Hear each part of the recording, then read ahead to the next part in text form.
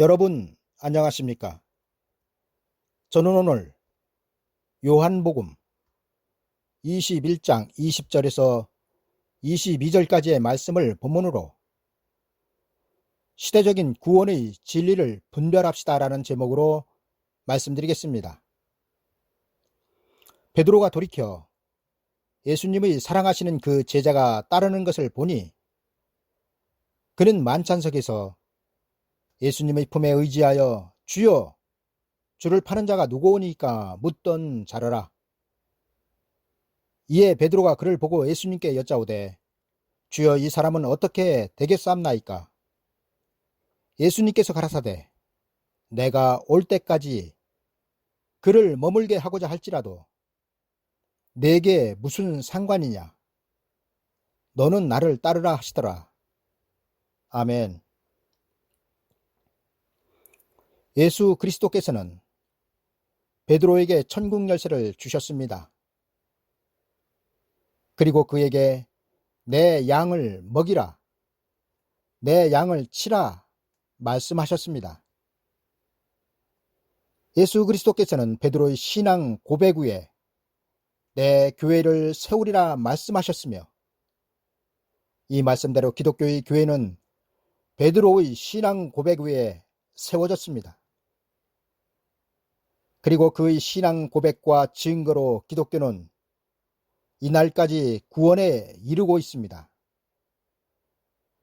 그러나 말세에는 베드로의 증거로는 구원에 이르지 못한다는 것을 알아야 합니다. 왜냐하면 베드로는 은혜 시대를 대표하고 있는 종이기 때문입니다. 여러분, 하나님은 예수 그리스도께서 십자가에서 이루신 구원의 복음을 제자들에게 땅끝까지 전하라고 명령하시고 하늘로 올라가셨습니다. 그리고 이 복음을 성경은 천국 복음으로 기록하고 있습니다.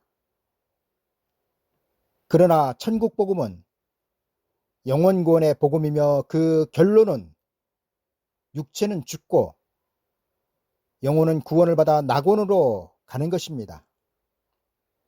그리고 이렇게 육체는 죽고 영혼만 구원을 받는 복음의 대표로 예수 그리스도께서는 베드로를 세우신 것입니다. 그리고 그 증거가 베드로의 신앙 고백 후에 하나님의 교회를 세우셨으며 천국 열쇠를 베드로에게 주셨다는 것입니다.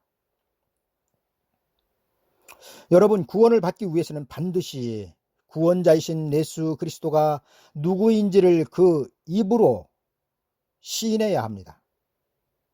그리고 그 시인이 바로 베드로가 대표로 고백한 주는 그리스도시요 살아계신 하나님의 아들이 되는 것입니다. 그리고 이는 곧 천국으로 들어가는 열쇠가 되는 것입니다. 여러분, 세상 사람들이 천국 가기는 아주 쉽습니다.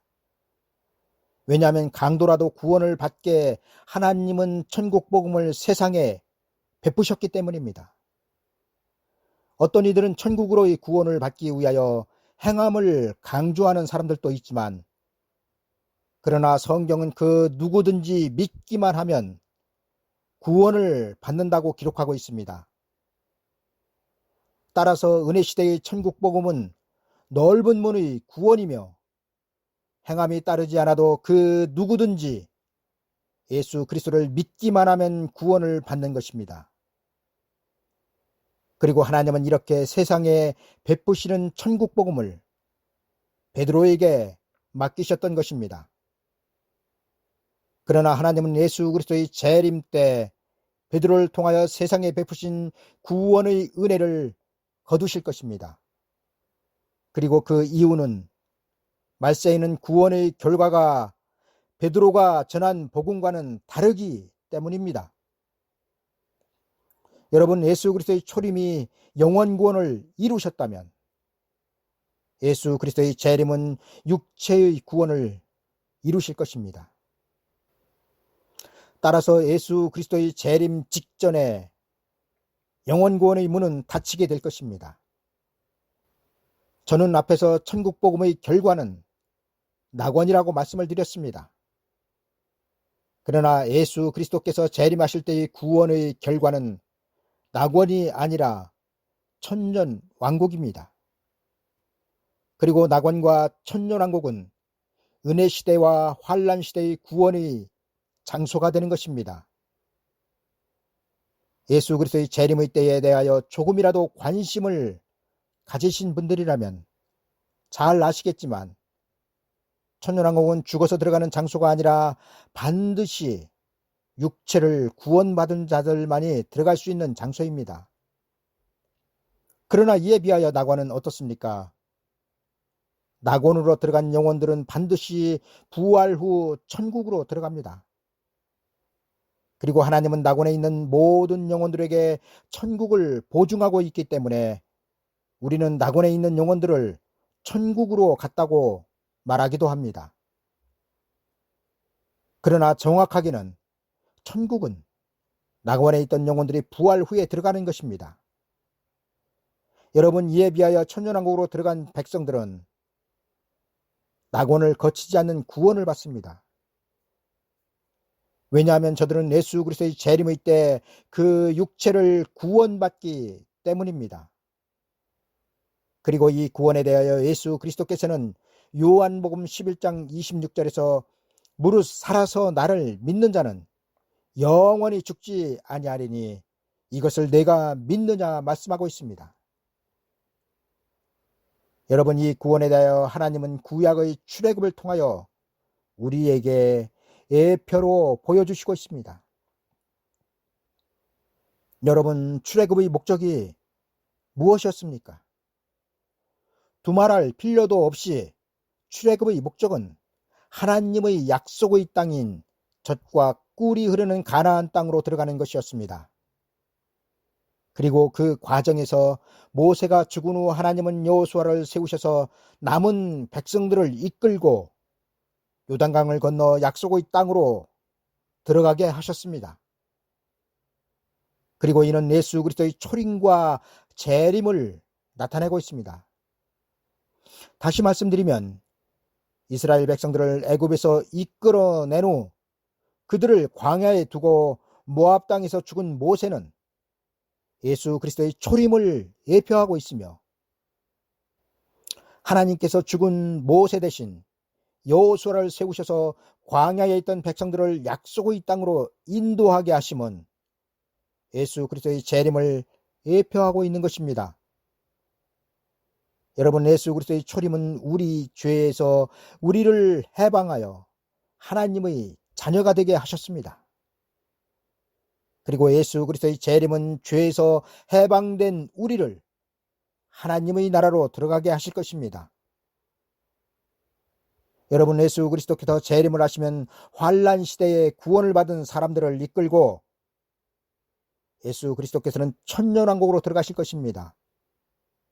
그리고 이렇게 이루어질 예언에 대하여 베드로는 베드로후서 1장 19절에서 또 우리에게 더 확실한 예언이 있어 어두운 데 비치는 등불과 같으니 날이 새어 샛별이 너희 마음에 떠오르기까지 너희가 이것을 주의하는 것이 가하니라 기록하고 있습니다. 여러분, 베드로가 전한 복음보다 더 확실한 예언은 요한계시록을 뜻하고 있으며 요한계시록은 은혜시대의 진리가 어두워갈 때 그 어두운 가운데 비치는 구원의 등불이 될 것입니다.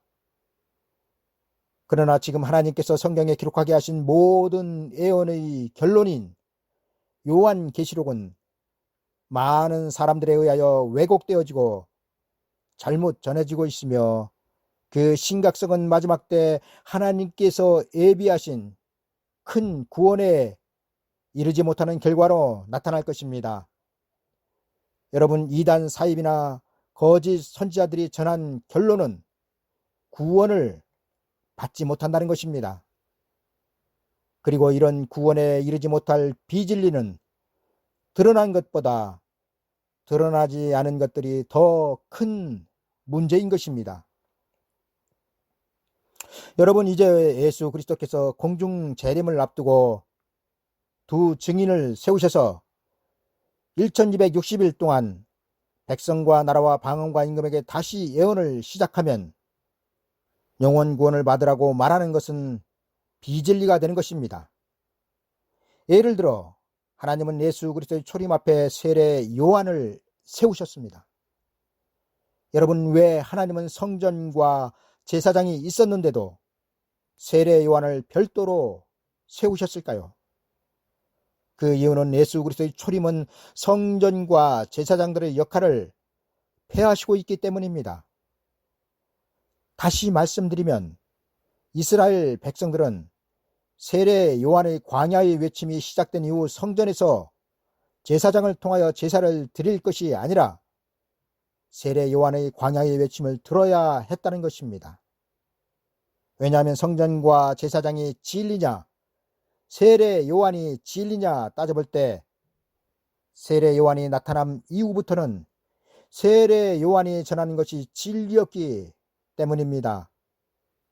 이와 마찬가지로 마지막 때에도 하나님께서 두 증인을 세우신 이후에는 은혜시대 교회와 은혜시대 목사들이 전하는 것이 비진리가 될 것입니다. 그리고 이는 저들이 잘못 전하기 때문이 아니라 시대 따라 양식을 나눠주지 못하기 때문에 비진리가 되는 것입니다. 여러분, 2000년 전 제사장들은 율법 시대에 속한 사람들이었습니다. 아니, 성경은 세례 요한까지 율법 시대에 속한 사람이었다고 기록하고 있습니다. 그러나 세례 요한은 율법에 속한 사람이었지만 은혜의 복음을 전하는 사람으로 하나님은 택하셨습니다. 여러분, 분명한 것은 제사장들이 전한 진리와 세례 요한이 전한 진리는 달랐습니다. 그리고 하나님께서 세례 요한을 광야에 제사장들 외에 별도로 세우심은 시대가 바뀌었다는 것을 의미합니다. 그리고 마지막 때에도 하나님께서 두 증인을 은혜시대의 종들 외에 별도로 세우시는 것을 볼 때에는 시대가 바뀌었음을 알아야 합니다. 두 증인이 예언을 시작하면 어떻게 시대가 바뀌게 됩니까? 예, 바로 은혜시대에서 환란시대로 시대가 바뀌는 것입니다. 그리고 이때 참된 양식을 전하는 종들을 성경은 마태복음 24장 45절에서 때를 따라 양식을 나눠주는 충성되고 지혜 있는 종이라고 기록하고 있는 것입니다. 여러분, 율법의 진리가 다르고 은혜 시대의 진리가 다르고 환란 시대의 진리가 다릅니다. 그리고 이를 분별하여 전하는 종이 참된 종인 것입니다. 이에 대하여 좀 더 설명을 드리면 하나님은 베드로에게 천국 복음을 주셨습니다. 그리고 지금 교회에 세우신 그 종들은 천국 복음을 전하고 있습니다. 그러나 하나님께서 이들 외에 별도로 세우실 두 증인은 천국 복음을 전하는 것이 아니라 다시 오시는 예수 그리스도를 영접할 복음을 전하게 될 것입니다. 그리고 이는 구약의 초림의 때와 동일한 사건이 될 것입니다. 여러분, 만약 예수 그리스도의 초림 이후에도 건물 성전과 제사장들이 필요하셨다면 하나님은 세례 요한을 광야에 별도로 세우지 않으셨을 것입니다. 그러나 건물 성전과 제사장의 사명은 세례 요한까지인 것입니다. 이를 성경은 또 다른 표현으로 모든 선지자와 및 율법의 예언한 것이 요한까지니라고 기록하고 있습니다.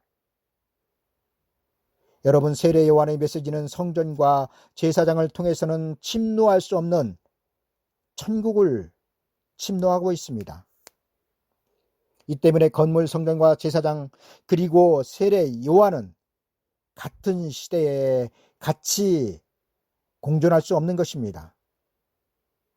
이처럼 예수 그리스도의 재림 때에도 두 증인이 세워지면 현재의 교회와 또 그 교회 위에 세워진 목사들은 그 사명을 마치게 되는 것입니다. 그리고 하나님께서 이렇게 하시는 이유는 은혜 시대와 환란 시대의 구원이 다르기 때문입니다. 여러분, 베드로가 전한 복음이 천국의 문을 여는 복음이었다면 요한이 전한 복음은 천년왕국의 문을 열게 할 것입니다.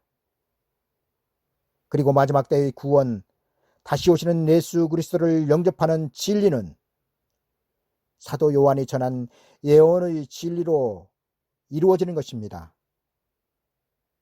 이제 말씀의 결론입니다. 베드로와 요한의 사명은 다릅니다.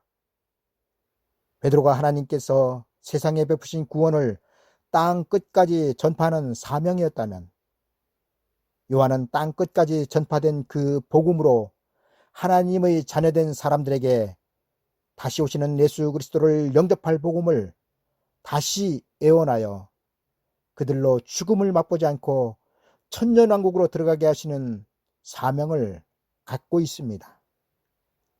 따라서 베드로가 전한 복음과 사도 요한이 전한 복음은 그 구원의 결과가 다르며 구원의 장소가 다르며 구원의 상태가 다른 것입니다. 그리고 이를 분별하여 전하는 종이 착하고 지혜로운 종이며 나중에 잘했다 칭찬을 예수 그리스도께로부터 받을 종인 것입니다. 감사합니다.